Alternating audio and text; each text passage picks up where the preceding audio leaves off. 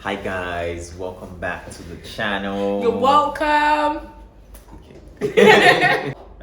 So yeah, today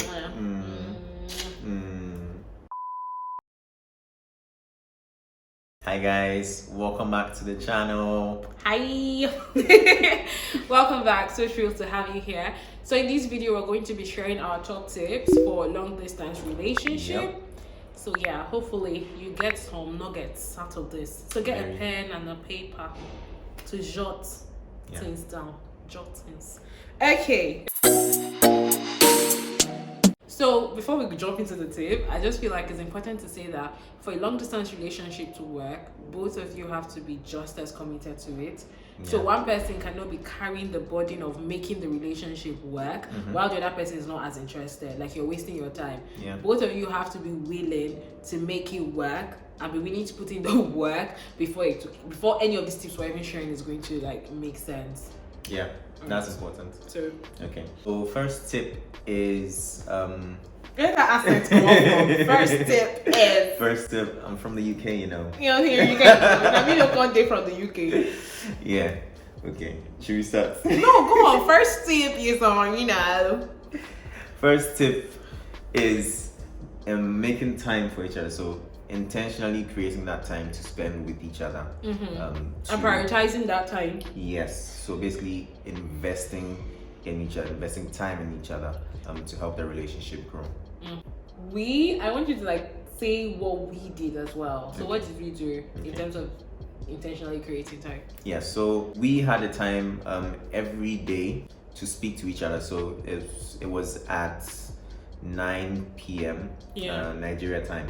So every day at that time we would call each other and then speak to each other and then just we spent at least an hour every day or that call. That is just that call. Yeah, we have other calls during the day or other check-ins like hope you're doing fine, and morning calls we do. Yeah. But like the one we know that is the time we had set was 9 o'clock. Yeah. So no matter what, we try not to do anything in that time. So that time slot is always open. Yeah. And even if Jason will be running late, he'll text me before that time and be like, "You're running late, give me 10 minutes or 5 minutes." But point is we both knew that time was so important and we could not like compromise it for something else. Basically, you need to live around that time. Yeah, to make sure you prioritize your partner. Yes, and I think this ties into the next tip. So the next tip we have is like the importance of trust. So every relationship needs trust, but then for long distance you super need it because you're not seeing the person. You don't know what the person is doing and you just have to trust the person's word.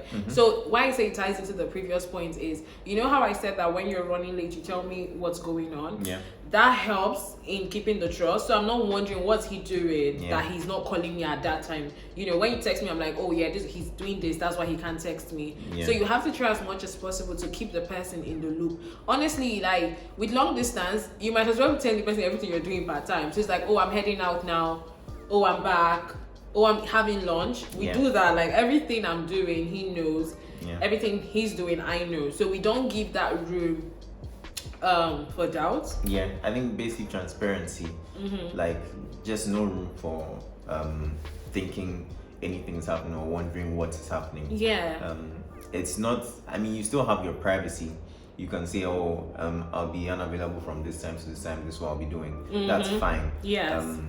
So it's not like every minute of the day you have to text him. No, but just keeping your partner in the loop helps a lot, and also keeps you in check. If you want to do something, you know that you have to tell it. Did you want to do something? No, not really. I'm just saying. Why are you just saying it? I'm thinking hypothetically because I know guys. You know guys, I know guys. So you were thinking of doing something. Come here. Okay. Apostle will hear of this. Next thing is activities. So with long distance, you want to fill in those activities that you can actually do in person. So if you're together, maybe you could go for a movie, you could go for a dinner date, you could do nice things. But with long distance, you have to improvise. And that's why it's very important that you leverage tech. Like leverage tech as much as you can. So for us, we did a couple movie, not necessarily nights, but movie time. We use YouTube, so we'll be on the call together and we'll be watching the movie together. Wow, we did things so and watching the movie together on YouTube. Yeah. For Netflix, we tried this Netflix party thing where we're both watching the movie and chatting. Yeah, in the Netflix window. Yes, reading. So we've read a lot of books. So we read books and then we discuss it. Yeah. So we take like 30 minutes, 45 minutes, and then we discuss the chapter we're reading. So we read like, it depends on the book. Sometimes 2 chapters in a week.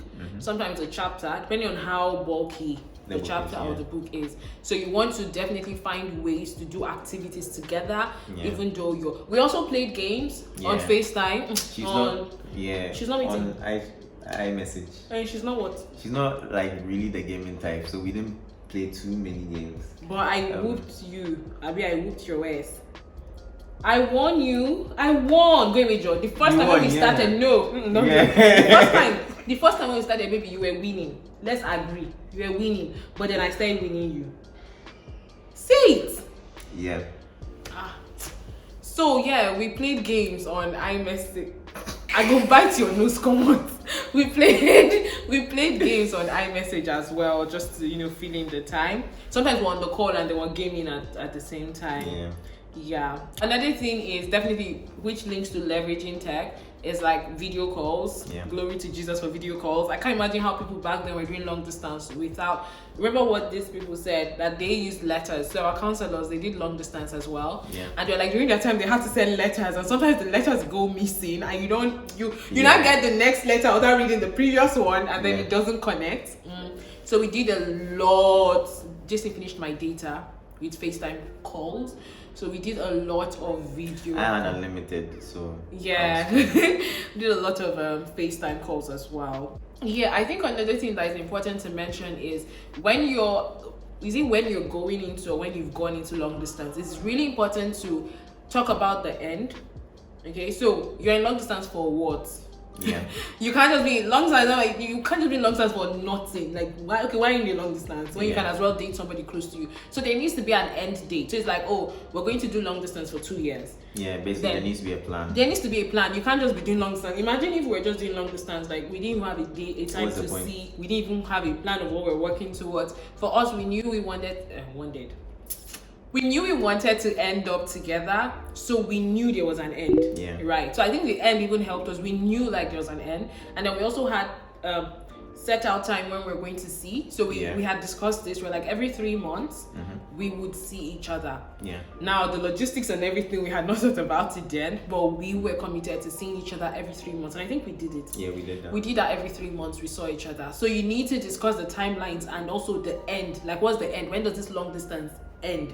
It helps you keep your hope alive. I don't know. Yeah, so the last thing is basically forgiveness and resolving issues. You need to be open to your partner making mistakes, and you need to be able to forgive. I think forgiveness ties in with patience. And it's more difficult with long distance because you can't physically be there for the person. You can't physically show that you're sorry. So it's only with your words, and even if they don't want to see your words, they can just block you.